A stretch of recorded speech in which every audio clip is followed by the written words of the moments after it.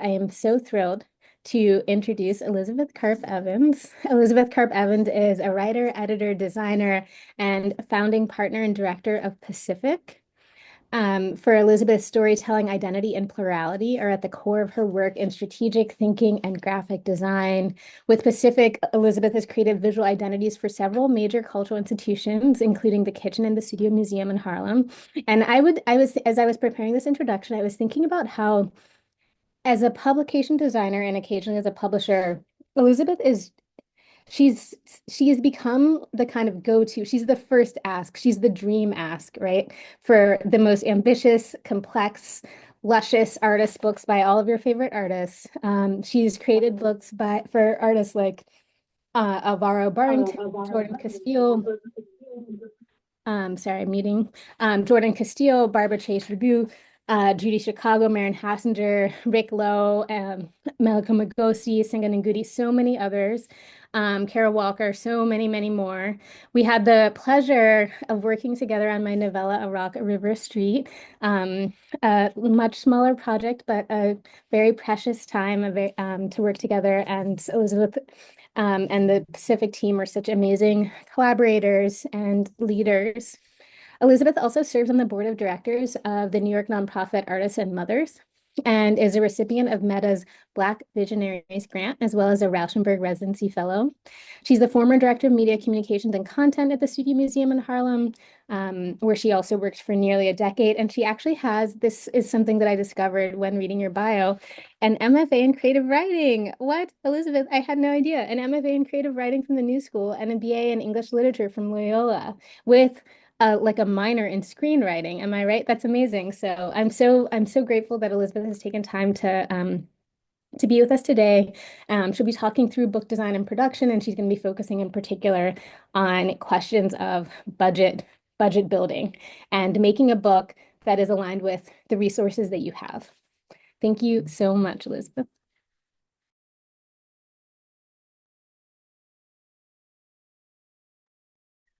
Thank you, Stephanie.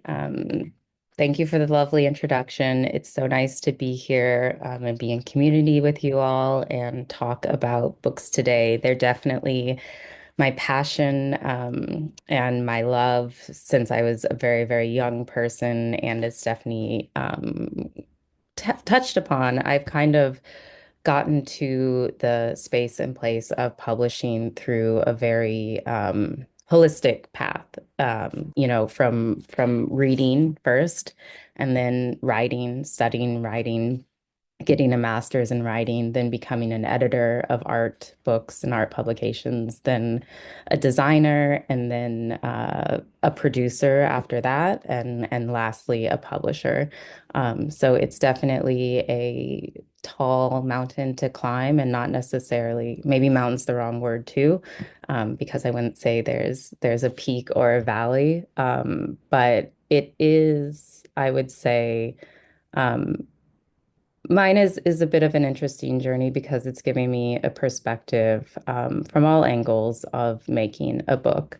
So today for the workshop, I really wanted to talk about how to make different types of books because I think one of the things that's difficult when you're starting out is exposure, and generally you are seeing, a very few types of books made, or you're seeing something that seems inaccessible, whether it's a large hardcover book, or you're within a community and you kind of mastered a form of bookmaking, say like smaller publications than a zine, and you want to take the next step up. So today we're going to talk about making books on three budgets. If you have $500, if you have $5,000, and if you have $50,000. There are definitely other budgets. You can make books for less than $500, and you can make books that certainly cost much more than that. Um, but I think this is a good range, and a range that, all of you, if you have made a book or are interested in making a book and publishing or self-publishing, um, everyone, this will help everyone, or at least we can all have a dialogue about it, and I think it'll be quite fun. Um, So the question, like Stephanie said, Pacific is it's a creative agency, and we have a publishing house within our agency.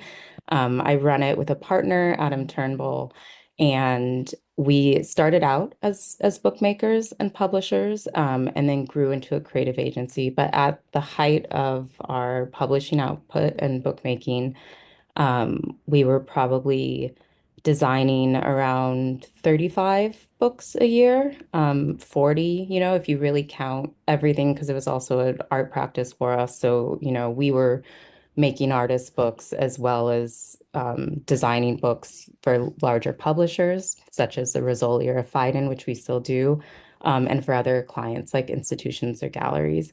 So of those 35 to 40 books, we were probably publishing around 10. So that means we were managing everything from kind of the acquisition or the concept through the editorial process, the design, the materiality, the production, the printing, the shipping, and the distribution. So we've definitely kind of run the gamut of what it means to make these kind of different tiers of books. But the question that we always start with, we started with then and we still start with now, is just the simple question of how much money do you want to spend? And I think that's a different question than what's your budget? Because how much money do you want to spend, I think frees you from the limitations that it costs a certain amount to make a certain type of book. How much money do you want to spend is also the start of the design process. Because the beautiful thing about design, it's kind of in the middle, right? There's the editorial process first, the concept, and then maybe the materiality. And then after design is the production, the printing and the shipping and distribution. And design is really the sweet spot, I think, where you get to be extremely creative. And it's about developing solutions, I think, above all, and expressing um, the vision of the publication, of the artist, of the writer, etc. So it's a long process, but how much money do you want to spend is the start of it. Um, and, you know, maybe you have $5,000, but maybe you ask yourself that question and you want to spend $500 and use the other 4,500 to go on a nice vacation, which is totally fair. We can make a beautiful book for $500. So I'm gonna pull up an example of that, and then for each of these three examples, 500, 5,000, and 50,000, we're going to talk through those phases and considerations. So we'll speak to the editorial aspect of the bookmaking process, materiality, the design, the production, and the printing and shipping. So the first book that I'm going to talk about is a book with the artist Rachel Williams. She's an amazing painter, and really her paintings are quite sculptural as well. Um, and I would call her a sculptor too. And we made this book specifically in 2022 for the New York Art Book Fair. It is a saddle stitch book, which means that the binding it's stapled. Um, it is a 32 page, what we would call zine. It's 8.5 by 11, which of course is a very important format to keep in mind.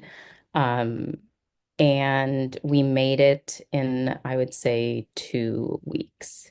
So, this book, it was around $500. I think we printed um, several hundred. And we'll start just with editorial. So, when making a book, and I think this is something I see a lot, and I would caution against it. A lot of times people come to us and they don't have an editor. Um, And I think the misconception is that an editor is mainly for text, right? Or an editor is the person who's going to kind of organize all the text and not have a part, in the other kind of process of making the book.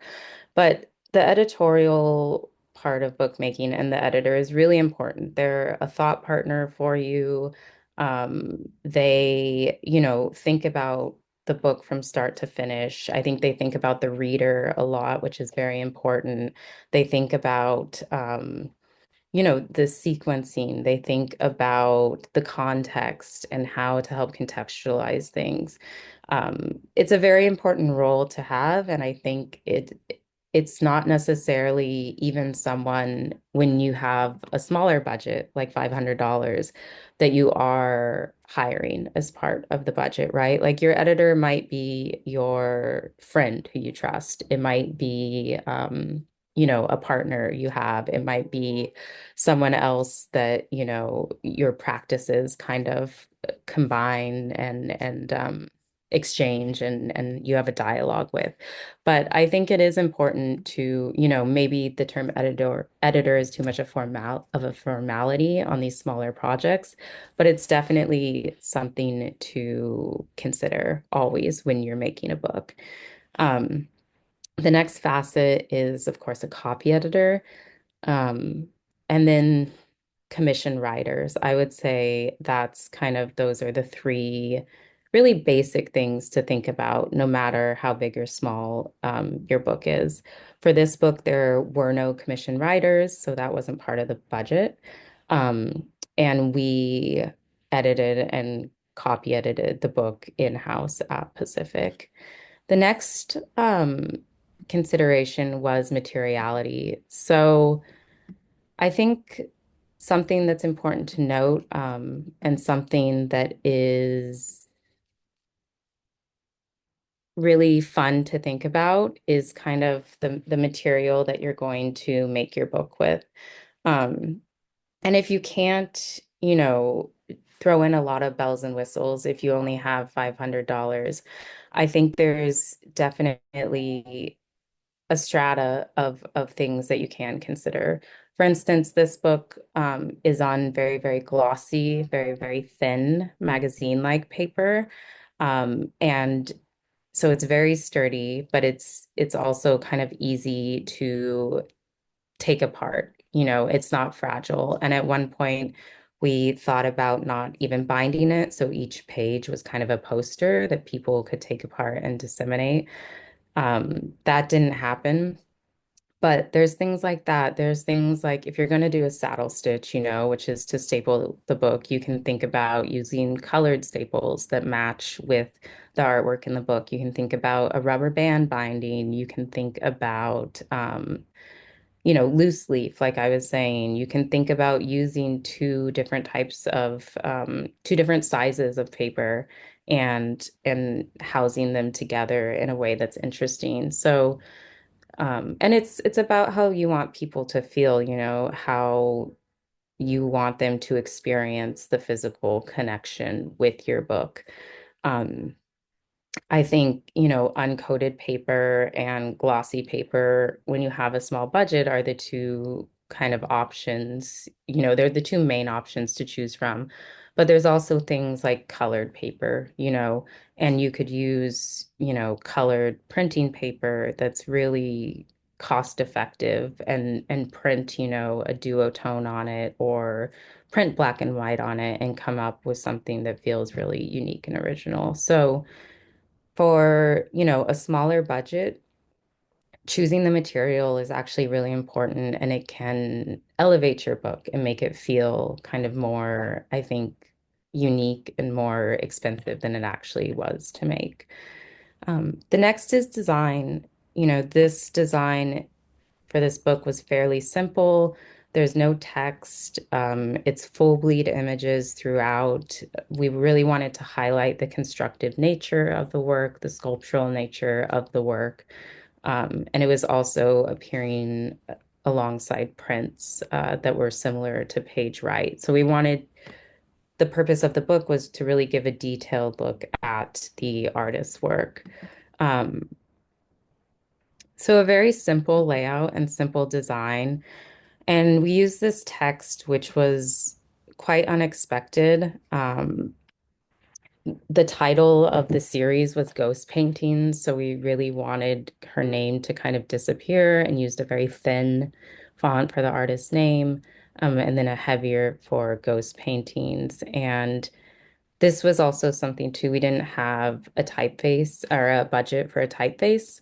Um, so this was a typeface that was free for download and free for use. And I think that's another really special thing you can do on a small budget is really consider your typefaces and your fonts because there's a lot of really cool stuff out there that's free and there's a huge type community all over the world. There's a really amazing kind of female type designer movement happening and big community. There's tons of websites that you can subscribe to and get, emails every month that are like showing you all these different types and types for download. People want to see their work used and out in the world. So you can even, if you're on a really small budget, and there is a typeface that's so special and you want to use it, a lot of times if you kind of reach out to type designers, I did this really early on in my career when I didn't have, huge budgets, and asked if I could use their typeface and credit them. And there was always a really positive response. But I would also say it's not too expensive, actually, usually to buy a font, depending on how you're disseminating your book. And so that's also something I think when thinking about the budget, maybe you don't have enough money to, or don't want to spend so much money to have two different papers, or a fancy paper. Um, from Italy, but you can, spend far significantly less and buy a really interesting typeface and in the design use that typeface, you know, to really make the book feel special and unique. So after editorial materiality design, there's production. This book was actually, we used a print on demand service.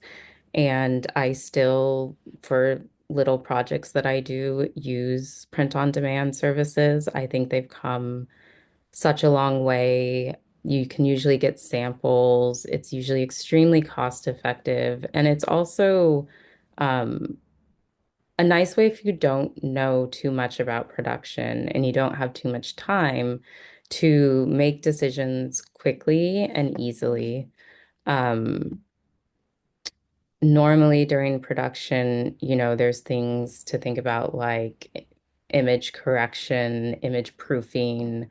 Um, you have to think about, if you even need to like scan the artworks and change the resolution, um, lots of different things. And so I think, if you don't know a lot about production, don't have a big budget for proofing and production, um, and want a fairly good, sorry, I'm letting someone in, uh, result, then print on demand places can be great. They're generally much closer to you. So then when you are printing, and when you are shipping, the books come much faster. Um, Yeah, so that is an example of a fairly easy to produce book. The other thing I would say is the size, which goes back, I think, to the design. But 8.5 by 11, it's amazing to design books in this size or A4 because then they can be printed, on any standard printer that you have. So if you ever just want to reproduce something, um, quickly and have it, maybe it's not on the same paper that you originally did, but you have a copy of it that's at the same scale. It's a really effective tool. If you're making a book on a small budget, and it's meant to be an artist book too, that's even something to consider. Like maybe you do just want to print it on self-print it on a printer, and that's going to be extremely cost effective. And then scaling to zine size, so like a quarter of that and folding the paper. Um, self-printing is really interesting and it can make really cool results. And so I think too, it's always something to keep in mind. Um, but this is an example of a book, that came together really quickly, that didn't have a lot of outside factors contributing to the budget. Um, and that was just really nice and a very kind of successful presentation of the artist's work. The second book I'm going to talk about is this book. This is a book that Pacific designed and produced, and it was published by After All Books and Koenig. And this is an example of a book that would cost around $5,000 to make for around 500 copies. This is a smaller book than the previous one. It's 6 by 8.25 inches. It is soft cover. It's perfect bound. Um, so the spine is glued. It's 90 pages, so it's a pretty slim volume. And it's printed in black and white and color. So, in terms of this book, there was definitely an editor, a copy editor, and there was a text, but it was a reprinted text. So, there were licensing fees and permissions to think about, unless your text is old enough that it's in the public domain. But that's something else when thinking about your editorial budget. So, editor, copy editor, um, stipends for contributors, and licensing fees if you're going to use other texts. Um, this book also used one type of paper. It was a very kind of bulky uh, white paper that reproduced text and images very well. The cover was printed and then it was printed with a raised ink. So I think a lot of times at Pacific, when we want to evoke a certain feeling of materiality, we think about, the traditional way that it's done, and then different ways we can achieve that on different budgets. So this is a soft cover, which is special because you can both, on soft covers, emboss and deboss. So you can have elevated text that you can feel on the cover, and you can have like raised text, and you can have text that's stamped in. And traditionally, to stamp in, you would do that with a foil, or you would do a blind deboss, which is just stamping without color, and vice versa to get a raised text. But foil stamping can be very expensive. Um, so for this book, and it's a series, the challenge to get that raised emboss feeling without a stamp was something that we were really interested in. And ultimately, we went with a printing technique that kind of prints a layer of raised ink on top. So you get the same effect, but for far less in terms of, same material effect, far less in terms of production cost. Um, then the design of these, I think one thing that is important to point out, and it might not be so applicable, but is that this is part of a series. So we developed a really simple design layout, and that was intentional so that once the series was designed, they could hand the designed files to anyone and they could very easily follow the template and drop in the text. And that way, the cost for design, the budget line for design would go much, would go way down in the future since a template was created. I think that's something to always keep in mind when you're designing a book and thinking about a budget. Whether you're a designer, an artist designer, or someone who is hiring a designer, the design that you create and the files that you have, maybe you've gone through all this trouble to kind of create a layout that you love, find a typeface that you love, um, show your work in a way that you find really interesting. And that doesn't have to be the only time that you use that design. If you love it, you can use that in other books. Maybe you make a book and you make another book in 5 years and you love the trim size, you love the way the text was laid out, you love kind of the combination of a serif and sans serif font. Those things, while they're creative decisions, they're also budget decisions. And it's important to kind of keep in mind,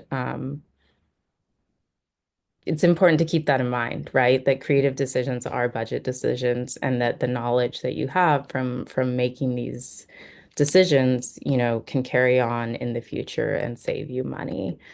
Um, for the production, this we did run a proof. We proofed the images. There's mainly two different ways that you can proof. One is called a wet proof. One is called an Epson proof. The wet proof is when you proof the images on the exact paper that the book is printed on, and they set up the printing plates. It's more expensive, but it gives you a one-to-one result of how your book will look.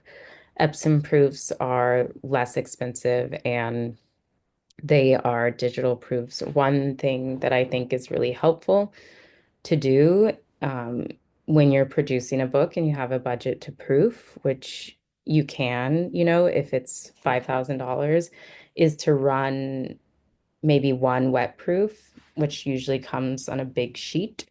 And then you can fit as many images as possible to scale on that sheet. And generally, you might only need that for a smaller book. And if the images are all very similar, you can kind of see the images in this book were, you can see what everything will look like. Epson proofs are also, when you're fairly certain that the images are good that you're working with, that is also a fine way to proof a book. On bigger budgets, we generally do a combination of both. Um, it's always scary, I think, when you're producing books to start proofing because the more you do it, generally, I think it's exciting to kind of see the book come to life and see your design be produced, and you want to kind of you'll see things to proof more and more. Um, but it's always good to try and generally do one or two proofs of a cover and do a wet proof. For books. I think another thing about production and printing for a book this size, kind of a mid-size budget, is where you're going to print. Um, and there, you know, you can print all over the world. We print books all over the world. You can print in the United States, you can print in Europe, you can print in China, you can print in the Middle East. Um, Everything and everyone has its pros and its cons. But I think a lot of times for books this size, we look to print outside of the United States because it can tend to be much cheaper, especially if you're doing uh, higher production runs. But what can end up happening is, say you have, $5,000 and you've come in kind of under budget. You've done a really good job to keep everything tight. The like paper, you're getting beautiful paper in somewhere in say like Eastern Europe and printing and everything's running very swimmingly. And then the shipping quote comes, right? And it's thousands of dollars. I think that's something that is always really important to start weighing once you print outside the United States is even if everything else is cheaper, it's cheaper to produce books there, to print them, to package them, etc. The shipping is going to be more expensive and it's going to take longer generally. So that's something to really keep in mind. Another thing too, I think when you start printing kind of larger quantities, and have higher budgets is to think about the type of printing you want to do and if there's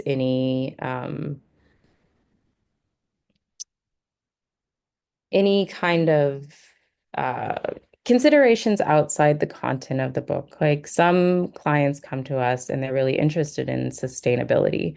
So they want to find recycled materials to print on, or they want to find a printer that's interested in, sustainability as well and uses printing techniques that highlight that. And so those are things too that can, really be very granular budget lines. But if you're going to use a recycled paper, over a new paper, is which one is more expensive? Um, but which one is more meaningful too, and which one kind of will your audience engage with and then purchase more books, because of that. So things like that are important to think about. Um, but just, for in some, I think it's interesting the smaller budget, if you have $500, a lot of times you're not looking at working with an editorial team. If you have $5,000, you are. Um, for materiality, you're looking at very simple binding generally with $500 and with 5,000, you're looking at more rigorous binding process. So just those simple things really come into the fore, and I think you can be a bit more experimental with your materiality as well. Um, and then the last example is a book that's around 50,000. This is Roots of the Dinner Party. This is a book on Judy Chicago's monumental dinner party, artwork and installation. This was for an expanded show at the Brooklyn Museum where the dinner party is permanently installed. Um, it was published by Salon 94 and the Brooklyn Museum. We designed it. It's a hardcover. It's 224 pages, so more than double the length of the other book. It is 8 3/4 by 11, so a custom size, which changes, the paper order, and it was printed in an edition of 1,000. And so this book really there were a lot of considerations in every kind of bracket that I've mentioned: editorial, materiality, design, production, printing, and shipping and distribution. Um, there were several texts in here that were commissioned for the publication. There was an editor and there was a copy editor that we worked with extensively. Um, all the text, had to be written and developed and edited before we started the design process. That generally starts simultaneously, but it was happening before, so there was a longer timeline for this book. Um, and then when we talked about materiality, Judy actually wanted something quite simple and something that felt quite material in line with the work that she had done when she was making the dinner party. So we went with a very rough, uncoated paper and a white foil stamp on the cover, um, and reproduced this black and white photo of her. Um, these are the end papers in hardcover books. They have end pages where you glue you generally thicker piece of paper to the back cover to hide the board that the cover paper is wrapped around or cover material. Um, And then here are shots of the interior.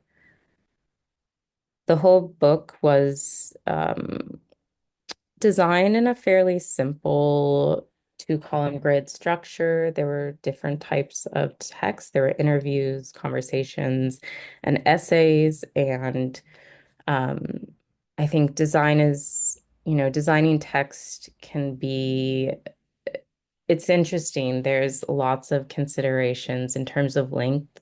Generally, the more columns you have, the more text is going to fit on a page.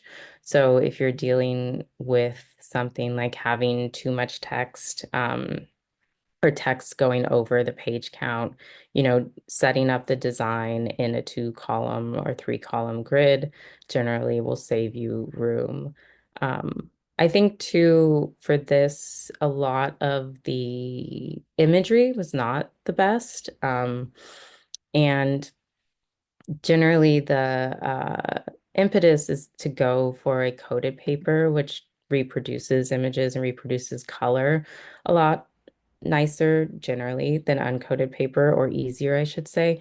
But in talking with Judy, she really wanted the hand to show through and the craft of this project, and this artwork and the making of it. So we ultimately decided to go with an uncoated paper, and work with the printers. It was really important for her that the project, being shown as something that was accomplished by a large group of people and not her was important. So the end pages became these panels that are actually were in the exhibition of all the people who worked on the dinner party and what their role was, which was really exciting. And there was lots of reproductions in the book.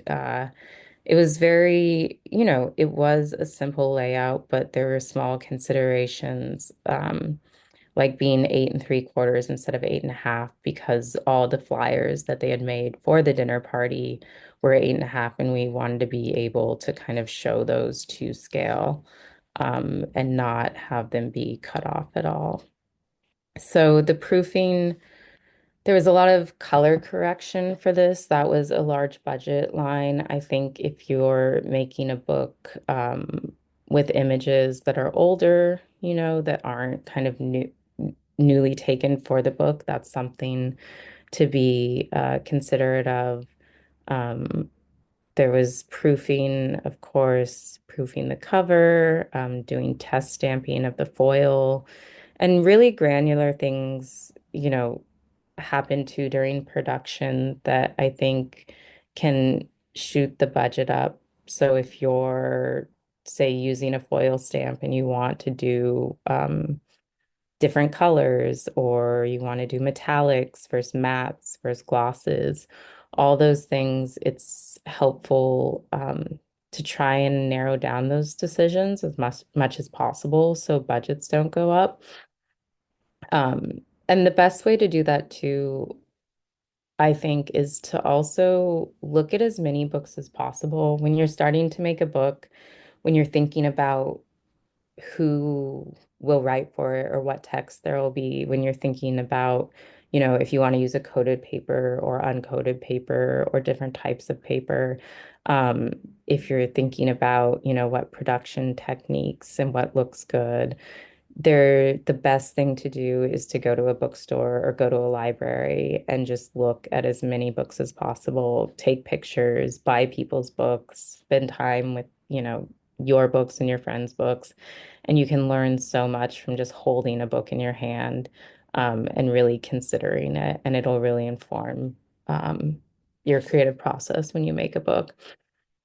And then printing a book like this, again, it's interesting, there's these generalities that people think and that used to exist in the book production world and printing world for a long time. I think like Italy has the best papers in Japan, or China, you can't like get as good of quality, but it's really cost effective.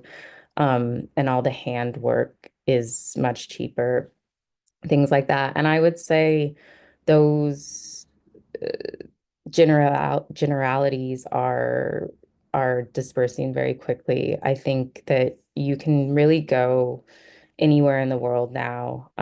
Mexico too, like has great printing along with the other places I said, Turkey, Europe, China, Japan. And it's really about doing your due diligence and making sure you kind of understand what is right for you. Um, yeah, any of those places. I think another consideration is handwork, but that's for more specialty books, I would say, if you had an even larger budget. Um, but it's safe to say that you can really print anywhere, and it's about finding a printer that will communicate with you, that maybe, you know people who have used them before, and that, offer helpful solutions. I would say lastly that printers are always best when they're your collaborator, when they're helping you and when their knowledge comes through. And that can, when I say printer, I can mean, the best printer in the oldest, you know, paper mill printer in Italy, or like the guy at Kinko's, if people still go to Kinko's, that helps you like print out on the machine. Printing is a specialty and you don't need to know as much as the printer. You just need them to be on your team. Um, and then I think just in closing, the way that the first question really is how much money do you want to spend? But I think there are other questions to ask. If you're publishing to document your work and why at this time, or if you're publishing as an expression of your practice and what that means and who's going to engage with it. Um, are you publishing as an act of archiving? Are you publishing as an act of scholarship? Um, just there's a lot of reasons, and a book that you make should really be the embodiment of that. And that will mean it's successful, if you achieve that. So I would say my first piece of advice before diving into making a book is just asking yourself a lot of questions. Thank you. What a great presentation, yielding a lot of questions. Very excited. Yeah, thank you so much, Elizabeth. I learned a ton. And I am going to look through our questions. Once again, we have a ton, so I might not get through all of them. I think I'll start with some sort of like shorter, maybe logistical ones that we can maybe rattle off pretty fast, and then I'll dig into some of the more maybe esoteric ones. Um, so for this one was like a clarification on just what was the edition run. This is from Jenna. What was the edition run for each of the three books that you talked about? We didn't get it all written down. Judy Chicago was 1,000. Rachel Williams was 200, and I believe, and the Christina Quarles book, I think, was 1,500. Thank you. Mhm. Um, George's question was, what is a good way to get a range of paper samples to examine while planning a book? It's a great question. It's so helpful to have paper samples. It's really the best. There's lots of different ways. You can, if you have a printer beforehand, you can ask them, and printers will send you paper samples.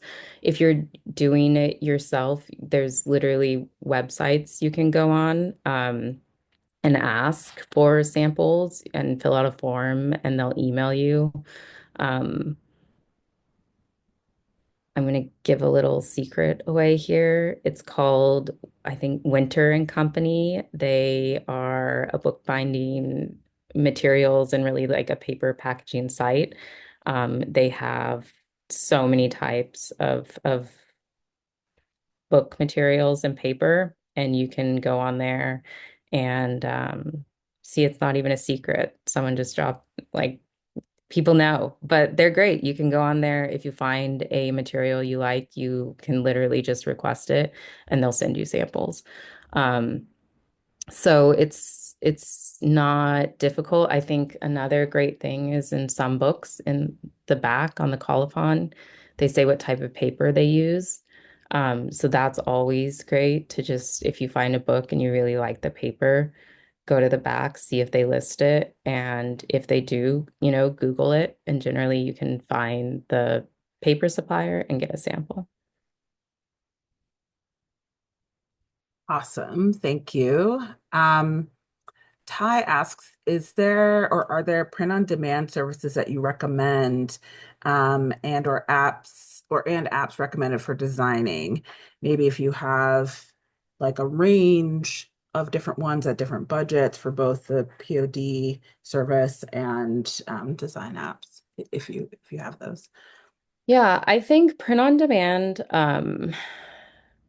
there are a lot, like there's so many now is the thing. I think it's actually, I don't really have recommendations because I'm not sure, one is better quality than the other. And I think there's definitely like limitations to what you can do. Um, but like Smart Press is a great one. You can make books on there. And again, it's not necessarily, I think, like better than any other one. I think with print on demand stuff, it's being able to see the materials they use. So if you choose a print on demand, please ask them to send you what papers they're using. And then also just check with, across the board about how much something costs. So, um, making sure that you quote out your project with at least two or three kind of different print on demand places. Um, I don't know about design apps. I really think there's so many people out there who love designing, um, and love making books e- and even the person who asked the question, that might be you. And I think like you can really find someone to help you, design in InDesign or design it from kind of like scratch without a template or without AI.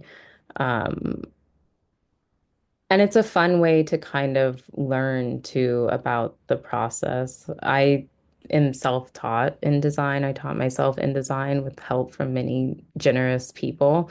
Um, and it really made me kind of see how to make a lot of things, not just books, and was kind of the best, I would say, skill that I've ever learned, self-taught. So I would try first before diving into AIDS. Wait, what was the question? No, Maybe that's I the question. understand it. Yeah, the follow-up was like, yes, InDesign seemed like the standard, but we were wondering if there were other and also, shout out from self-taught. Yeah. So, okay, so I'm going to dive into some more questions. Dan's question was, at what scale does copyright or permission law become applicable to a book? For example, do you need copyright and permissions for a zine? I mean, I don't know the answer to that, but I would say like zine making is a philosophy as much as a practice, and I feel like asking for permissions is not inherent to that philosophy. Like I personally, I'm only speaking for myself. I'm not offering advice. Like if you want to make a zine because it's about the act of making and disseminating information quickly and being in a very specific community. And um, I think like things like zines are produced to exist outside of rules and regulations to a certain extent that inhibit you from publishing your information. So that is what I would say. You. Um, and also remembering we're gonna have a whole conversation that involves scenes with Black Mass in our next session. So it's exciting. Um, let's see. Okay, both of these are sort of budget related. So I'll start with the first one. Ms. Samira says, would you say that these budget frameworks that you've laid out would be applicable across genres? So are some genres more or less expensive than others to publish? Can you comment on how the team needed or budget concerns may be different for children's book genre? That's a really, really good question. I can't really comment on children's books because I don't publish those or design or produce them, although I would love to. Um, but I imagine that like making young children's books, board books is probably a bit more expensive in terms of the production. But that's a great question. In terms of just other kind of art genres. So generally with photography, you're going to generally not always print on a coated paper, right? You want to print the pictures on a paper that kind of holds the ink the best and reproduces things as one to one to the photographer's liking.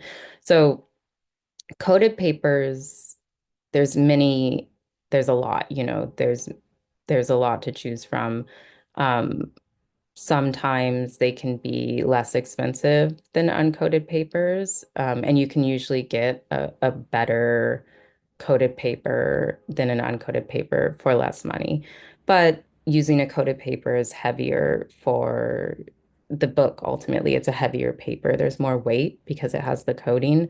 So when you're shipping the book, like the bulk of the books is going to be heavier, so it's going to be more to ship them. So there's things like that to think about. Printing color versus black and white is a big difference in budgets. So this goes to like design, right? Like if you have a book and you are looking to save money in a budget, you can design a book in such a way where maybe all the text is in one section and archival material and something else. So you can print like the majority of the book in black and white and then just have one or two signatures in color. That will save you money instead of having to print the whole book in color, even though there's just like a few colored images dispersed throughout.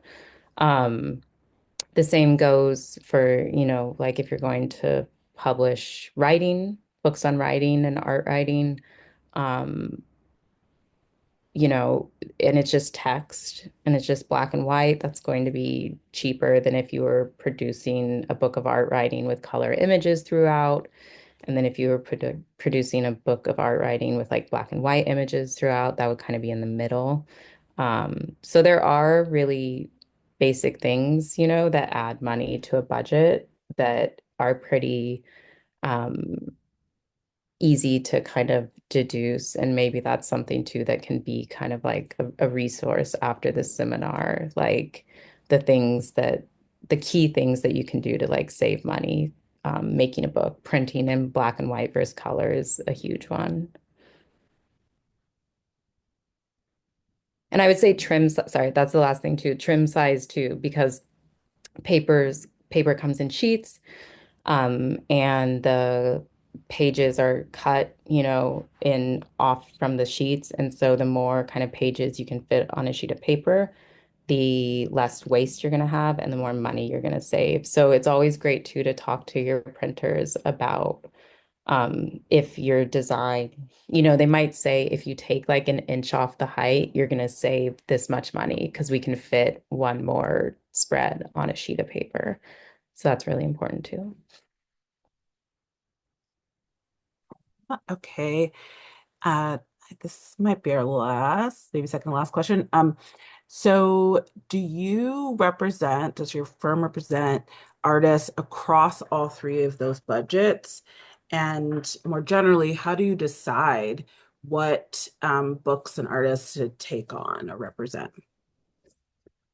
We um we don't really do smaller books anymore. We'll do them, with friends, artist friends, and make them for kind of special projects. So we're generally making around 200-page art publications, for exhibitions, for presentations, and things like that.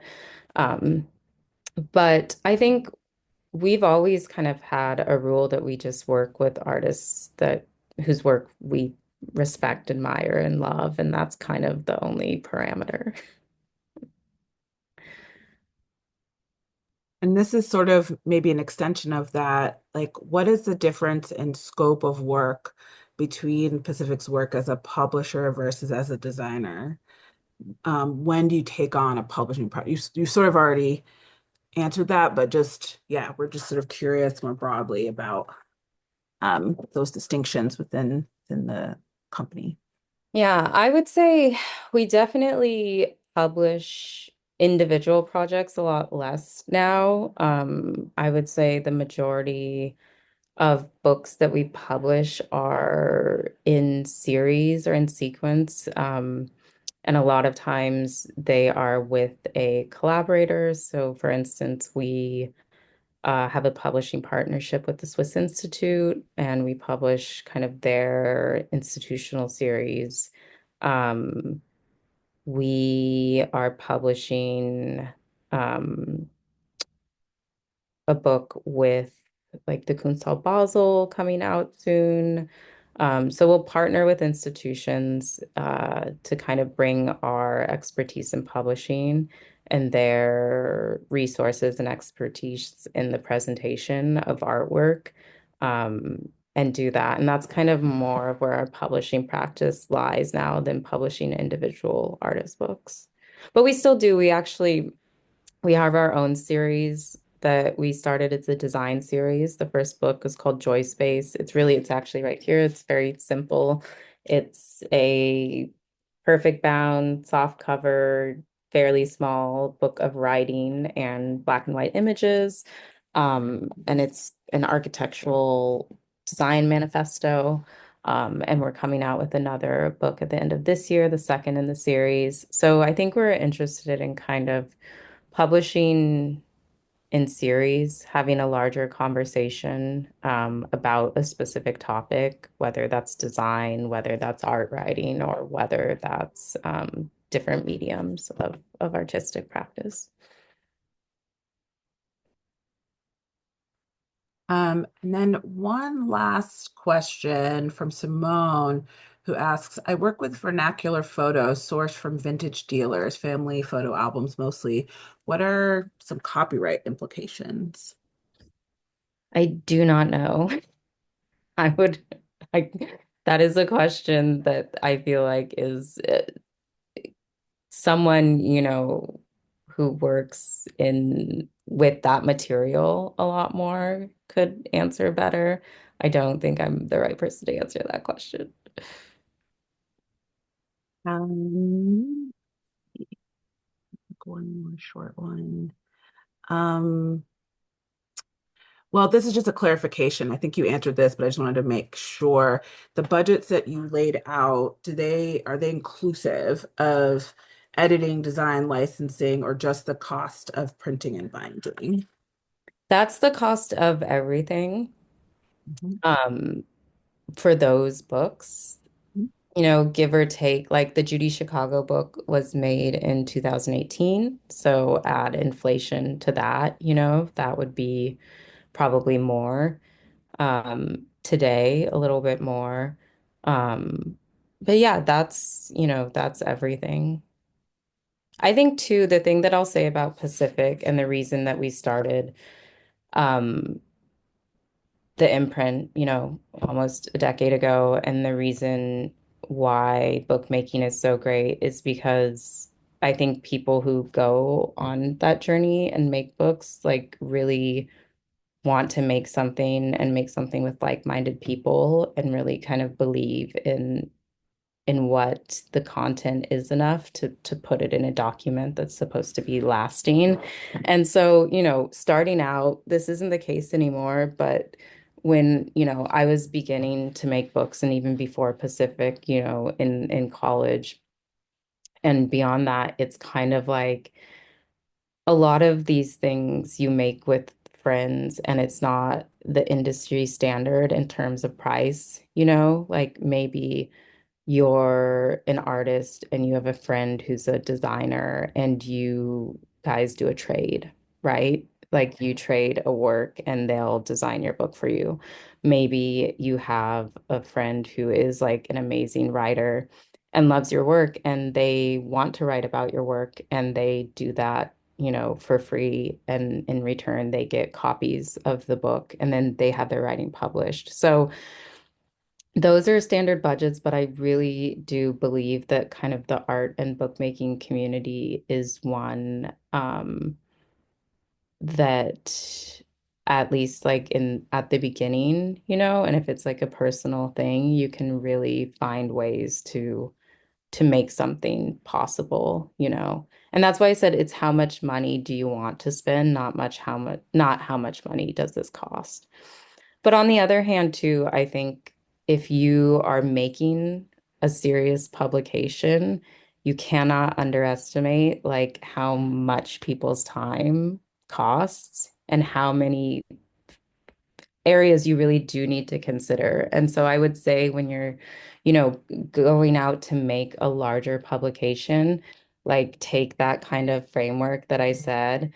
Um, and really write down things for each, like an editor, a copy editor, the writers, the licensing fee, the design, materiality, like proofing, color correcting, how many rounds, like there's just so many things that you need to keep track of, and those it can really catch you by surprise if you don't budget for all those things and budget for how much time they take. That's great. Thank you so much. I appreciate that sort of conclusion on both. Like, we live in, as artists, economies of care and sharing, and also we also live in the world. So that feels like the sort of mood and temperature of the